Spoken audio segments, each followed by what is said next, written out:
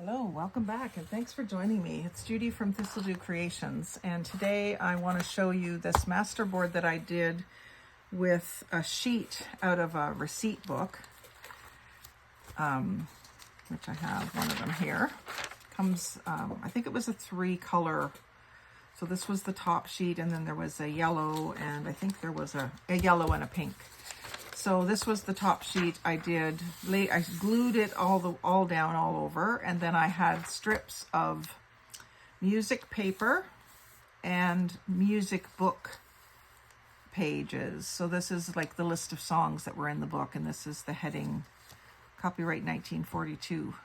So this is just the base for future tags. So I might cut this into 4 journaling cards or a bunch of 3x6 tags or whatever, but it won't stay as it is. And then it'll be further embellished on top of this. This one's already backed with coffee dyed paper, which gives it a nice thin but stiff quality. So if you're stuffing pockets with several tags, it doesn't get too thick. One thing that I did at first when I was doing tags and stuff was I was using any kind of cardboard I could get my hands on, and some of them were just too thick. It made the cards nice and sturdy, but a little bit thick to put in a book and not expect it to be a gator mouth. Now this one I used music paper, and I see that I have 2 pieces upside down, which does not make me happy.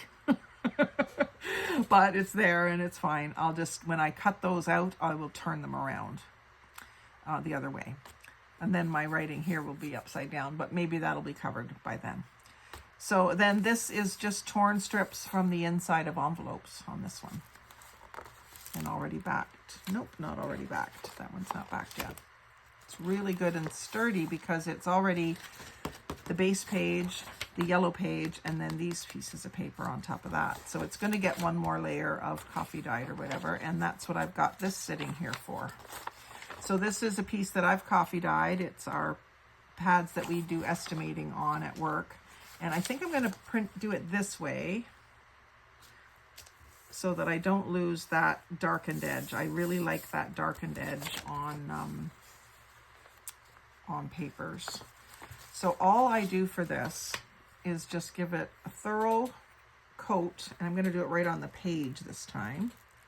A thorough coat of this Elmer's glue stick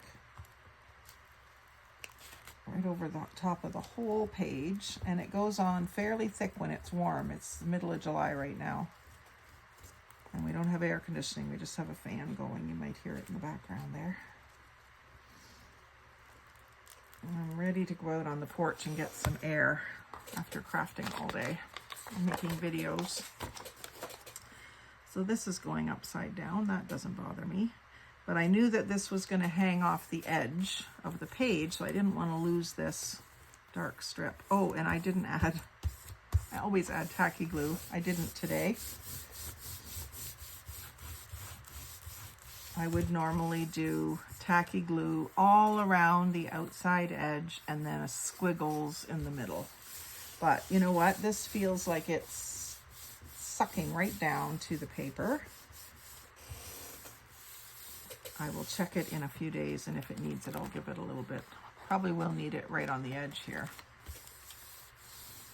But I just wanted to show you that before we go ahead and do the next one. So I have strips cut already and inked, and the backing and the pink page ready to go down. So we will do this the proper way. So what I'll do on this is I'll glue this with the glue stick, which I'll do last because it dries pretty quickly. And I'll put the wet glue on the pink paper. All around the outside. Pretty close to the edge. It's going to squeeze a little bit. And then I'll just do whatever pattern I feel like at the time. Sometimes I go diagonally, sometimes I go in big scribbles. But I try to get that glue kind of thin, but all over. Thin bands of it, but all over the page. And then this just on the paper that I'm going to stick down to.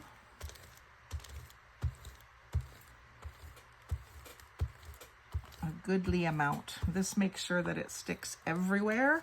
If the glue doesn't spread out enough, it's stuck with the glue stick over the entire surface. And if the air doesn't get at it, it should stay stuck. And we'll put these right side up. I think I'm gonna go ahead and let it line up with the outside edge. And I may have to trim the inside edge off. It's not binding on the spiral, so I'm gonna leave it for now. And I just rub that down. Now you might want to grab like a credit card or something, or a bone folder, and do this. Just make sure that that glue is spreading out and that the paper is making good contact with the glue as well. So this kind of seems like cheating as a way to cover the page, but honestly, I just wanted to get some of them used up, and I don't think it's going to stay as a full page. So, and then here I've got my strips inked on the side that I was thinking that I would keep. And I've got some tops and bottoms here. And I don't think they're all from the same piece of music. They might be, but I don't think they are. So I've got some words and some music. I want, what do I want here? I had actually inked this one. So maybe put it in the middle, even though it's, maybe I'll save that one for the next one and do the torn stuff.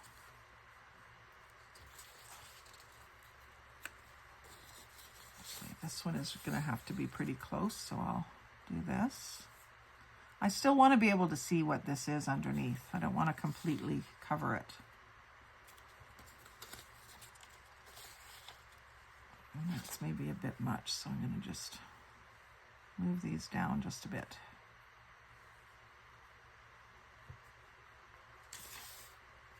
I could do this in half again, but I didn't really test them out to see how it was going to work.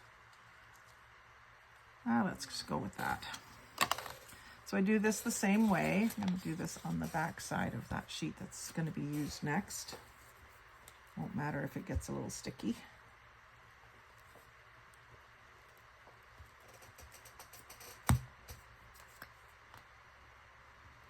Add a little bit of the tacky glue following along the contour of that edge. And lining it up with that corner.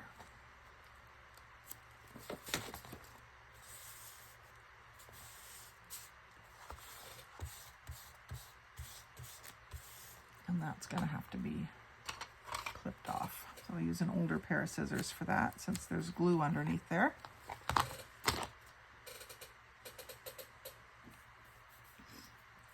And then, let's see here.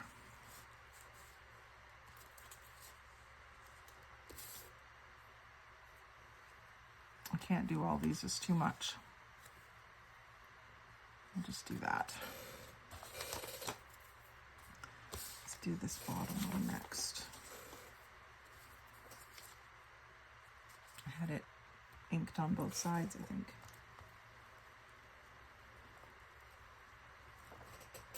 I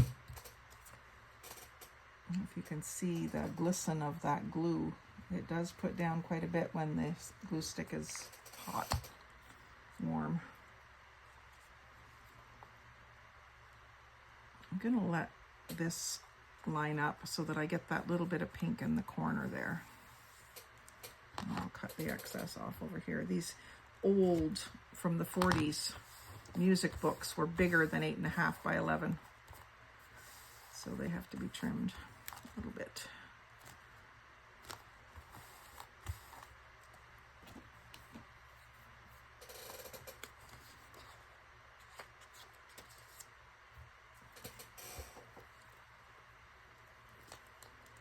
So I am putting the glue stick right to the edge as well, but I'm adding the tacky glue just to hold it a little better.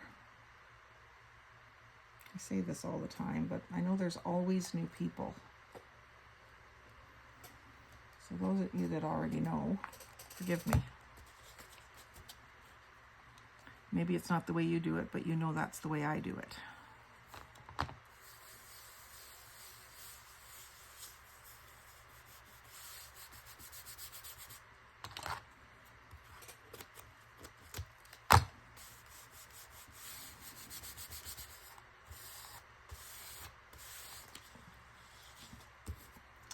And one more piece. And so this again is one that comes together very quickly, because it's fairly large pieces. And then it's ready to go when you're ready to create some sort of a vintage card tag, belly band, page edger, whatever it might be.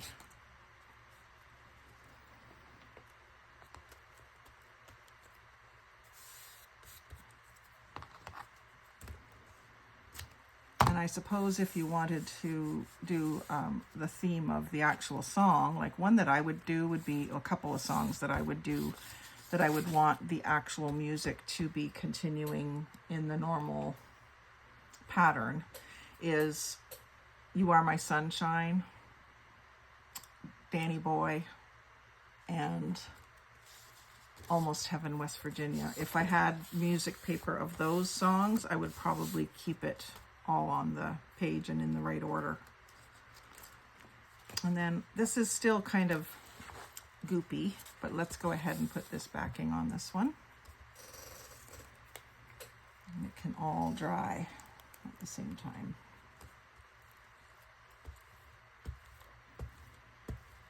And I did that backwards. I was supposed to put the wet glue on the paper first.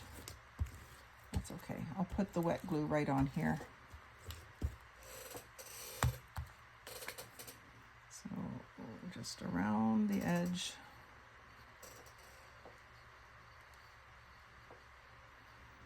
And a big enough bead that it'll spread out. So if I've got too thin, I'll go back and do a double. And then let's just do swirls this time. So I do it all different ways so I don't get bored if I'm doing a lot of them. I'll do all sorts of different patterns with the glue.